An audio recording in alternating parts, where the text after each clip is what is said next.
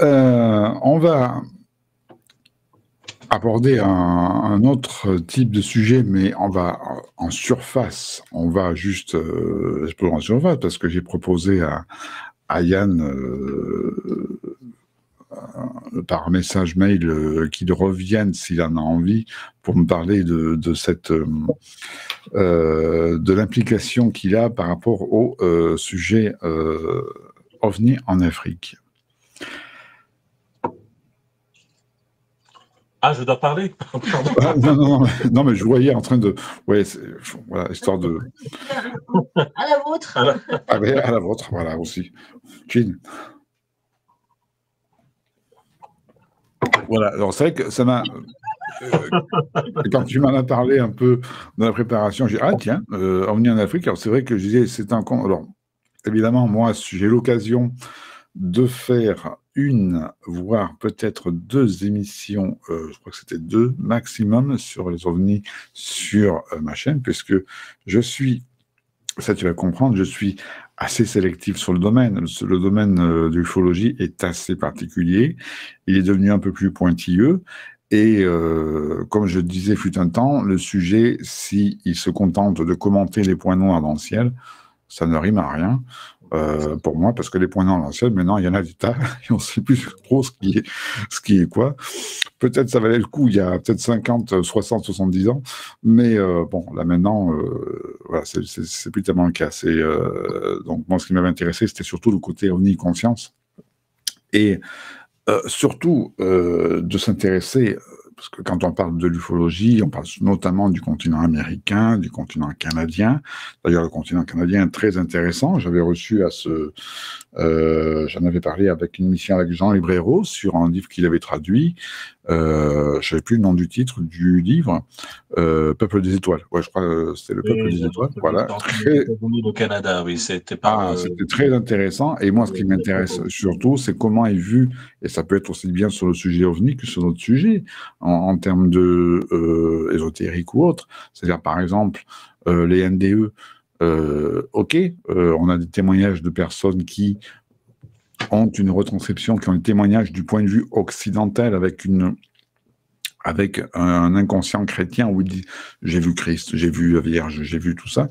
Mais moi, ce qui m'a toujours intéressé, mais qu'est-ce qu'un autochtone au fin fond de tel pays peut avoir comme expérience quels sont ces archétypes à lui, quelle expérience donc il peut avoir. Et ça m'a toujours intéressé. J'ai jamais pu croiser d'émissions. Enfin, peut-être que il y a des émissions qui existent, mais ça m'a toujours semblé intéressant de faire un sujet là-dessus, sur comment ça peut être perçu dans telle ou telle culture. Donc, pour revenir au sujet OVNI, le sujet OVNI sur la culture africaine, c'est vrai qu'on entend très peu parler, même si tu promouvois, voilà, je te donne l'occasion d'en parler, de promouvoir le fait de porter l'attention dessus, puisqu'il est rarement traité dans 90% des sujets ufologiques. Parce que je pense que dans le sujet de l'ufologie, comme ailleurs, l'Afrique n'intéresse pas la plupart du temps, c'est tout. Les histoires de noirs n'intéressent pas les gens. Je veux dire, en dehors de la musique, hein, j'entends, et encore, et encore. Mais il se passe plein de choses sur le continent. Et vice-versa, d'ailleurs. Les problématiques des Européens n'intéressent pas forcément les Africains, d'ailleurs. Hein. Chacun vit dans son écosystème, dans ses habitudes, dans une vision du monde. Je dirais que l'intérêt d'avoir fondé UAP Afrique, moi j'avais une démarche citoyenne là-dessus. Je suis pas quelqu'un qui va au cinéma voir Alien ou Independence Day, c'est pas des choses qui m'intéressent. J'ai déjà dit plusieurs fois pourquoi j'ai fondé UAP Afrique.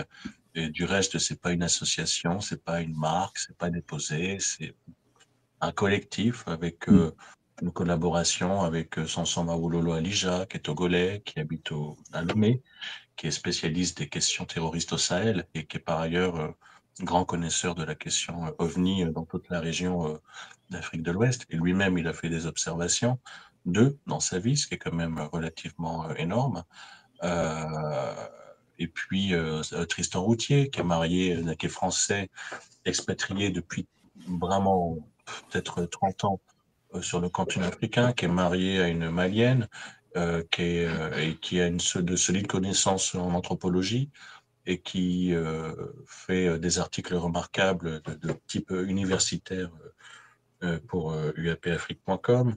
Il y a d'autres gens, il y a Marie-Angèle Cuillier aussi, qui est peintre, qui a vécu en Afrique et qui a fait un article sur le folklore africain et les représentations de certains êtres. Donc là, on était plus sur le côté folklorique. Mais je dirais que l'intérêt d'avoir créé ça et d'avoir écrit là-dessus, c'est que ça démonte un petit peu on a des courants en France, en Europe, aussi bien du côté de l'extrême gauche que de l'extrême droite, qui considèrent que grosso modo, les ovnis, tout ça, c'est un truc d'américain post-47 avec l'OTAN en toile de fond. Grosso modo, hein, je schématise un petit peu.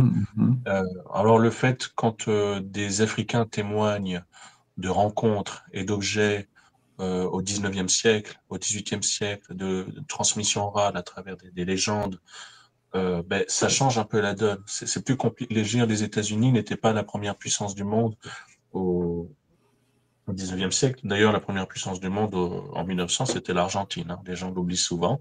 Les Italiens et les Espagnols préféraient aller immigrer en Argentine qu'aux États-Unis. On l'oublie ça. Donc, mettre tout sur le dos des États-Unis et des prototypes militaires, c'est vraiment ce que j'appelle la paresse de la pensée. Et puis surtout, il y a une urgence parce que effectivement, et là on est sur un terrain politique, géopolitique, euh, le sujet prend de l'ampleur et transcende les médias. Il n'est plus réservé à un certain type de médias. Mais nous sommes dans des sociétés un peu amorphes. On l'a vu pendant le Covid, on le voit après. Nous sommes dans une société à plusieurs vitesses où il y a une partie de la société qui est déjà consciente qu'il se trame quelque chose en lien avec les ovnis, que probablement les intelligences non humaines plutôt supérieures à des êtres humains existent, mais ça n'imprime pas dans le même temps. Ben, il y a des gens à qui vous allez dire ovni, ils ne savent même pas de quoi vous parlez, vous allez dire UAP, alien, extraterrestre, ils ne savent même pas de quoi vous parlez vraiment le mot, ils ne savent pas. Donc on est dans une société à plusieurs vitesses, où d'ailleurs il y a des gens, Charlotte parlait de l'intelligence artificielle tout à l'heure, il y a des gens dans la rue, ils regardent l'intelligence artificielle, ils ne savent même pas ce que c'est. Ils ne savent même pas. Réchauffement climatique, pardon, c'est quoi? Bon, il y a plein de sujets comme ça. On est dans une société à plusieurs vitesses avec plusieurs groupes sociaux qui, en fonction de leur écosystème, accèdent à telle info et pas une autre. C'est des formes de fracture sociale du sujet, quoi.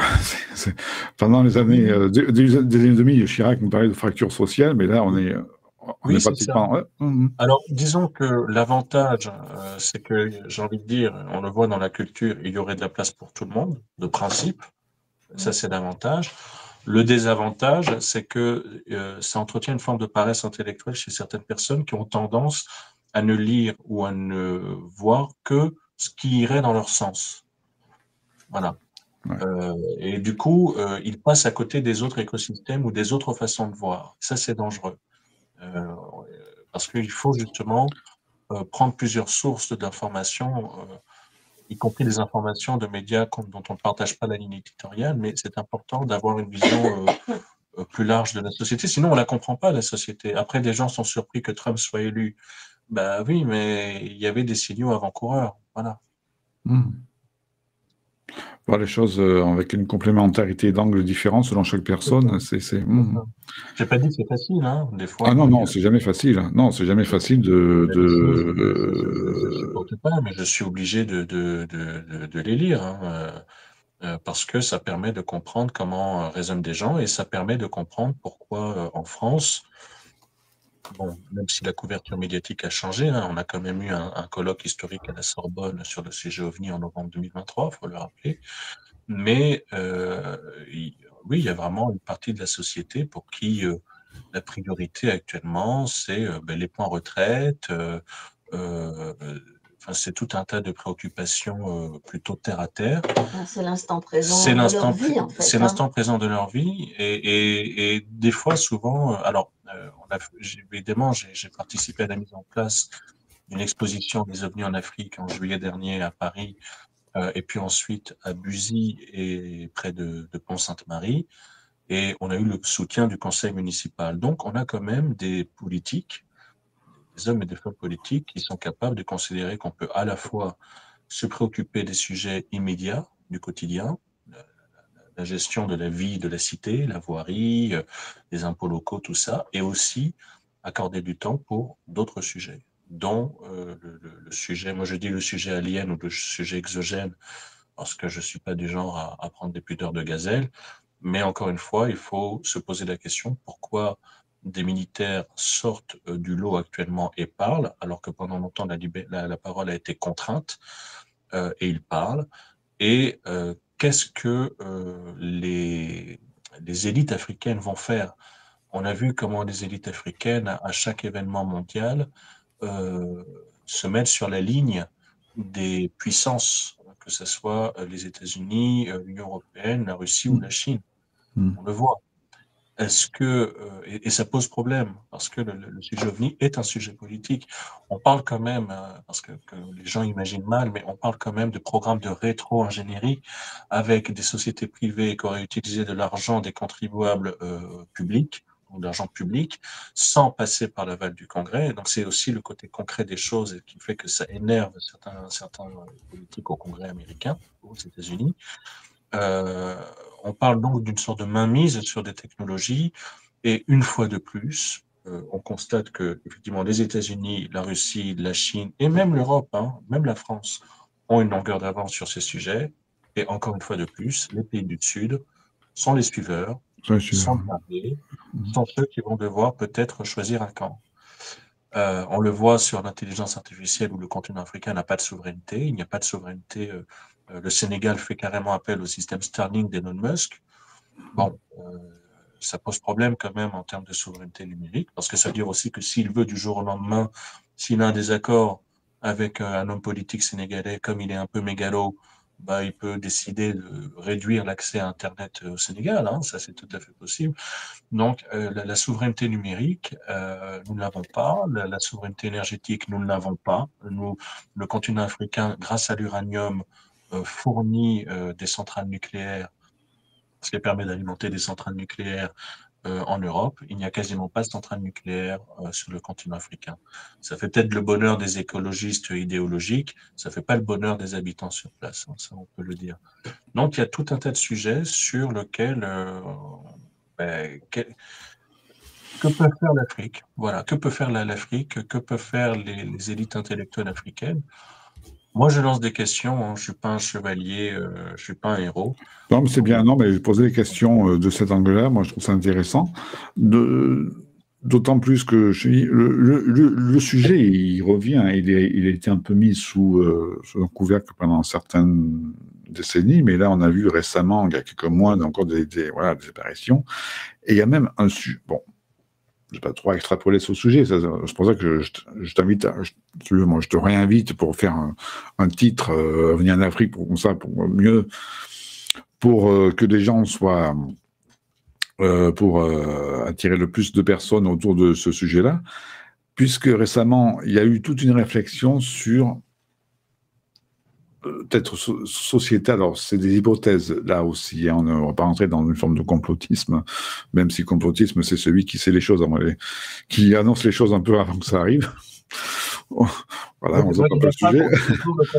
On est toujours le complotiste de quelqu'un. On est toujours le complotiste de quelqu'un, mais qui se dit qu'il y a une réflexion sociétale qui dit, bon, on a testé le virus, non, ça n'a plus trop l'air de faire peur aux gens, comme menace extérieure et autres, est-ce qu'on peut tenter les aliens? Oui, ça c'est une thèse qui existe déjà depuis un certain temps. Elle a un fondement intéressant. Le risque avec cette thèse, c'est que elle fait le bonheur de ceux qui pensent que les aliens n'existent pas. Et ça a été tout l'intérêt justement de faire UAP Afrique, de montrer que ce soit en Afrique, mais aussi en Inde. Hein. On a Sabir Hussain qui fait un travail remarquable, c'est notre ufologie de l'Inde, que des observations d'êtres et d'engins qui ont des propriétés hors normes remontent à plusieurs siècles. Hein.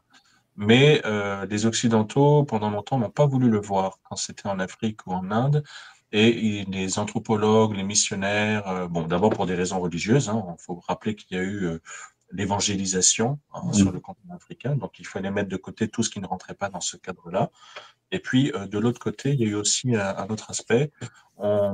Il s'agissait de penser que tous ces êtres bizarres qui peuplaient l'histoire orale de beaucoup de sociétés africaines étaient des allégories, étaient des totems, des allégories, des symboles. Et à aucun moment il n'est venu à l'idée de ces gens de se dire que peut-être ce n'était pas des symboles, que c'était peut-être pas des totems, que c'était peut-être pas des allégories, que des gens avaient effectivement vu, je schématise, mais des êtres à tête d'aigle. Et ça pose question. Des archétypes, des choses comme ça. Voilà, ça, c'est intéressant parce que ça fait penser au moins à la manière dont j'ai commencé à traiter un peu le sujet d'une façon, parce que je me suis intéressé à ce livre, un des derniers livres de Carl Jung, qui a pas, c'est pas son meilleur, hein, mais il est intéressant par son sujet, qui s'appelle Un mythe moderne, où il représente, alors pas qu'il croit forcément donc aux ovnis, mais il présente le sujet ovni comme un nouvel archétype qui intervient dans le symbole des rêves, tout ça, qui venait petit à petit, c'est comme maintenant on peut se mettre à rêver d'ovnis. C'est rare quand même. C'est rare. Hein. Je précise que c'est rare. Hein, parce que c'est assez rare. Alors moi, l'OVNI n'est pas une figure suffisamment commune pour faire l'objet d'une interprétation dans les manuels sur les rêves. Les manuels sur les rêves, par exemple, on parlait de la symbolique du feu, du sang, de l'eau, de la sexualité évidemment, mais je n'ai pas trouvé à ce jour, et je suis pas tout seul, je n'ai pas trouvé de manuel qui proposerait une interprétation symbolique de l'OVNI dans un rêve. Mais en tout cas, c'était, alors, à mon souvenir, je crois que c'était un petit peu un des aspects du propos de Jung. Est-ce qu'on ne va pas sur une forme de nouvel archétype symbolique qui peut s'inscrire maintenant dans l'inconscient collectif? Voilà, alors, on pourrait en parler pendant beaucoup de temps. C'est pour ça que si tu souhaites, je peux te réinviter sur ce sujet-là pour vraiment aborder pleinement ce sujet-là. Charlotte, toi, oui, parce que quand même, tu es à côté, tu écoutes, hein, mais en termes de sujets dits, on va dire étranges, mystérieux, de développement personnel, tu as tes propres expériences aussi, je crois. Déjà d'une part, bon, tu es très lié à Sorine André, qui, je crois, t'as un peu aidé et puis vient aussi à tes spectacles. Toi, tu es plus, le sujet ovni te parle ou bien tu es plus dans... Oui, totalement. Moi, D'accord, ok. Je suis ouverte à beaucoup de choses. Moi, je suis pas quelqu'un de fermé. J'ai cette chance-là. Je sais pas si c'est mon éducation, mais en tout cas, je sors d'une famille où on m'a pas interdit de penser, de rêver, on m'a pas dit qu'il y avait des gens qui n'étaient pas égaux, etc., etc. Donc, il y a aucun racisme, il y a une ouverture sur plein de choses. Et pourtant, ma mère eu cato, hein. mais bon, j'ai jamais vraiment parlé de ça avec elle. J'ai pas eu l'occasion spécialement de parler des ovnis ou la vie après la vie. Oui, j'ai essayé d'en parler un peu avec elle. Mais c'est drôle parce qu'elle avait ses idées à elle, mais elle nous a pas formaté. Elle, en revanche. Voilà. Je dis elle parce que mon père est décédé quand j'avais 11 ans, donc donc c'est grâce à mes parents que je suis artiste, parce que je suis tombée dans la musique à ma naissance. Hein. Ils étaient musiciens classiques. Mais oui, les ovnis, ça m'a toujours fascinée, en fait, les étoiles. La preuve, j'ai eu un chat qui était un être magnifique. Hein. Le plus beau chat, j'aime tous mes chats, hein, mais il y avait une relation entre lui et moi, c'était... voilà, on était tellement liés que je l'ai senti quand il est mort, quoi. Enfin, je veux dire, c'était très étrange. Et je l'avais appelé Sirius, parce que j'ai toujours été fascinée par justement les étoiles et notamment la planète Sirius. Pour moi, la planète Sirius, je sais pas, j'étais persuadée qu'il y avait des gens dessus, quoi. C'était ou qu'il y avait eu des gens dessus. En tout cas, voilà. Et j'adore la science-fiction, j'adore tout ce qui touche aux étoiles et à tout ce qui est autre dimension. Enfin, bref, d'aucuns diraient que je suis très crédule, mais je suis ouverte à tout, en fait. Voilà. Et j'ai vécu des expériences, effectivement, avec des êtres chers décédés, et ça. J'ai jamais vu d'extraterrestres. Je suis partie avec des amis une fois, persuadée qu'on aurait un rendez-vous. Voilà, Ah, j'ai vu personne. Bon, on était en plein champ toute une nuit, tout ça. On a rien vu. Enfin, on a dormi, ceci dit, à un moment donné. Donc peut-être qu'ils étaient là pendant qu'on dormait. bah écoute, ça fait une sortie, puis ça fait une expérience, même si... Exactement, on rase Voilà. campagne avec une tente, enfin bref, mais j'ai toujours été persuadée d'eux, voilà. Je sais que j'étais somnambule pendant des années aussi et que je me retrouvais d'un seul coup au milieu d'une pièce dans le noir, à pas savoir pourquoi j'étais là et comment j'étais là. Je sais que j'ai failli sortir par la fenêtre une nuit, ma sœur m'a rattrapée à temps, voilà, donc D'accord. voilà. C'est des choses, je crois, qui sont un peu récurrentes dans les récits, un peu des gens qui, non, qui, Yann, hein. Et puis, j'ai toujours été persuadée qu'il y avait d'autres êtres. Je veux dire, de quel droit on penserait être les seuls êtres pensants dans cet univers extraordinaire? D'autant plus qu'on sait de plus en plus que les univers, derrière les univers, il y a d'autres univers. Oh oui, Voilà, et que, il y a effectivement des univers parallèles aussi. Enfin bon, il n'y a aucune raison pour qu'on soit le seul être pensant dans ces univers multiples. maintenant, c'est admis, de toute façon, bon, c'est admis par société scientifique qui compte maintenant le nombre. Il y a 50 ans, peut-être 60 ans, le sujet dit oui, on est peut-être seul. Maintenant, le nombre d'exoplanètes qui ont été découvertes, bon, voilà, des milliards et des milliards. Bon, voilà, le sujet est un peu plus ouvert. Ouais.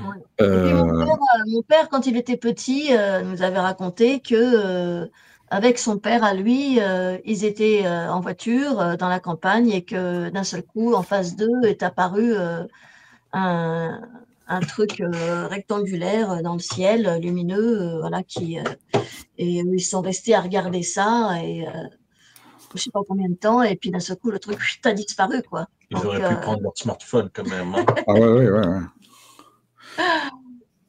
Donc après, il y a plusieurs interprétations. Oui, après, pourquoi pas aliens, mais même maintenant, on est sur le fait, et je suis pas contre l'idée, est-ce que ces aliens ne sont pas des nous du futur qui sont en rétroactivité? Ouais, là, on peut aller dans ce domaine-là. Voilà, tout est possible. Tout est possible. Sachant que même ça, en thérapie brève, ça, moi, je le travaille. Hein, c'est à ma propre mesure, on va aller rencontrer le moi du futur, on va lui poser une question. Et pourquoi pas, on va interagir le moi du passé pour qu'il s'arrange avec le moi du futur pour régler quelques trucs. Et ça, c'est tout à fait possible. Ça, c'est un truc, ça fait marrer certaines personnes. Enfin, marrer, non, mais j'ai mais quand le moi du futur, on s'y connecte, mais parfois en permanence. C'est quand on est sur le stress, de dire, ce truc-là, je suis sûr qu'il va m'arriver ça. Je suis sûr quand je dis, je suis sûr qu'il va qu'on se projette, on se projette sur un moi du futur qui va vivre toutes les conneries possibles que sans doute on ne va pas vivre. Donc, il s'agit de remettre un peu l'équation, on dira à sa place. Il y en a, comme nous disait la chanson, on revient à l'instant présent, et à l'instant présent, on va essayer de recalibrer un peu tout ça et de gérer un petit peu futur, passé, et de la rencontrer dans ce présent-là. Ça me fait penser au roman passionnant de Didier Van Covalert. Oui, Van Covalert, oui. Et qui a écrit aussi 2 tomes, le Dictionnaire de l'invisible et le Dictionnaire de l'invisible 2, et qui m'ont même aidé à titre personnel dans des périodes que je traversais, et qui sont captivants, qui regorgent d'histoires très intéressantes pour quiconque a vécu des événements qui sortent de l'ordinaire, en tout cas de consensus commun. Je dois dire que c'est agréable en France d'avoir un écrivain qui est prix Goncourt et qui a su parler de sujets pas évidents et avec un angle d'approche vraiment pertinent, vraiment et bien écrit. Et on parlait de Jean-Claude et du fait qu'il était actif sur la radio ici maintenant, qui a disparu avec la disparition de Didier Deplège, qui avait quand même une émission, c'est cette émission, moi, qui m'a un peu réconcilié avec le sujet OVNI, dans lequel j'étais un peu fâché, parce que moi, c'était Voilà, il y avait le côté commenter des points noirs dans le ciel, ça m'intéressait plus. Et quand je suis tombé sur cette émission au tout début des années 2000, qui s'appelait La Vague d'OVNI, où là, il y avait un tas d'invités, mais qui présentaient un sujet, qui avait le temps de le présenter, comme Jean-Claude avait le temps de présenter donc, un personnage. Voilà, un invité, on prend 4-5 heures, parfois une nuit entière. Je pense que ça commençait à 11 heures jusqu'à 6 heures du matin. Là, quand même, il y avait un temps au développement d'un sujet, en plus. Voilà. Et ces émissions de la Vague d'OVNI, c'était exactement ça. Il y a eu des personnages, bon, on parlait de Gildas Bourdet, qui a eu l'occasion d'intervenir, même des témoignages d'anciens officiers de l'armée, genre le commandant Grélé, autres, voilà. Et là, c'était, voire même aussi Ken Kounen, qui a fait un truc super intéressant sur le sujet OVNI conscience du point de vue chamanique. Et ça, c'était une approche qui m'a beaucoup plu parce que j'étais, voilà, là. Romuald Le Terrier. Et Romuald Le Terrier. Et là, c'est là où moi j'ai pu se dire accroché. J'ai dit, ouais, là, ça me parle plus. Là, ok. Lorsqu'on canalise, ça veut dire un truc. Qu'est-ce qu'on canalise?